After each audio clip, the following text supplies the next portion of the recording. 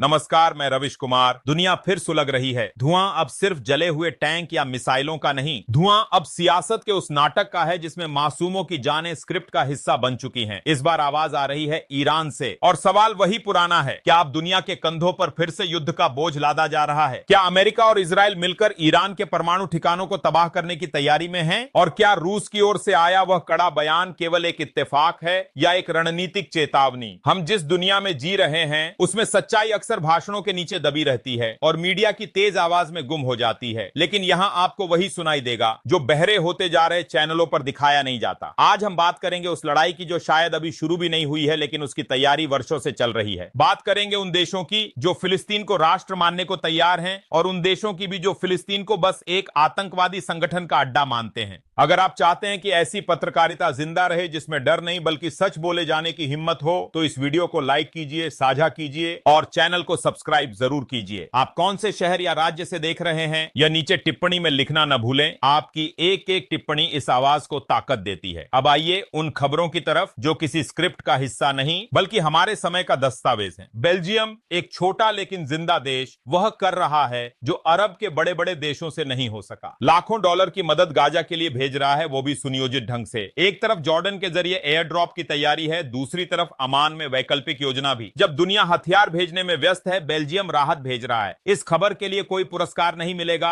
न टीआरपी आएगी, लेकिन यही तो असली मानवता है। इधर इजराइल तिलमिलाया हुआ है, क्योंकि अब एक नहीं पूरे 16 देश फिलिस्तीन को एक स्वतंत्र देश के रूप में मान्यता देने की तैयारी में हैं। इनमें France, UK, UN, Canada, Germany और नीदरलैंड जैसे ताकतवर देश हैं। इजराइल को यह डर सता रहा है कि अगर फिलिस्तीन को मान्यता मिल गई तो हमास एक वैध सत्ता बन जाएगा, और यही वह डर है जो इजराइल को बेचैन कर रहा है। इजराइल के विदेश मंत्री का बयान साफ है, क्या आप आतंकवादियों को सत्ता सौंपना चाहते हैं? सवाल है कि अगर तालिबान से आप बात कर सकते हैं तो हमास से क्यों नहीं? अफगानिस्तान में तालिबान की सरकार है, अमेरिका सहित कई देश अब उनसे बात कर रहे हैं, भारत के पत्रकार भी वहां जाकर बातचीत कर रहे हैं, तो फिर हमास को लेकर इतना घबराहट क्यों? सीरिया की कहानी भी कुछ ऐसी ही रही। एक वांछित आतंकवादी आज राष्ट्रपति बन चुका है, उसके नाम को नया लबादा पहना दिया गया है, अल जुलानी अब अल सरा है। यह सब राजनीति का खेल है और यह सब इतिहास बन रहा है हमारे सामने, हमारी आंखों के सामने। अब बात करें उन मुस्लिम देशों की जिन्होंने इजराइल का समर्थन किया है। सऊदी अरब, जॉर्डन, कतर, तीनों ने यह साफ कहा है कि युद्ध विराम तब तक नहीं होगा जब तक हमास हथियार नहीं डालता। यानी अब इजराइल इन मुस्लिम देशों के बयानों का इस्तेमाल करके दुनिया को यह दिखाना चाहता है कि हमास एक वैश्विक खतरा है। आईडीएफ के प्रवक्ताओं की भाषा अब बदल रही है, वे मुस्लिमों के खिलाफ मुस्लिमों के शब्दों का ही इस्तेमाल कर रहे हैं। यह नई रणनीति है। वहीं हमास का जवाब भी उतना ही भावुक है। उन्होंने कहा,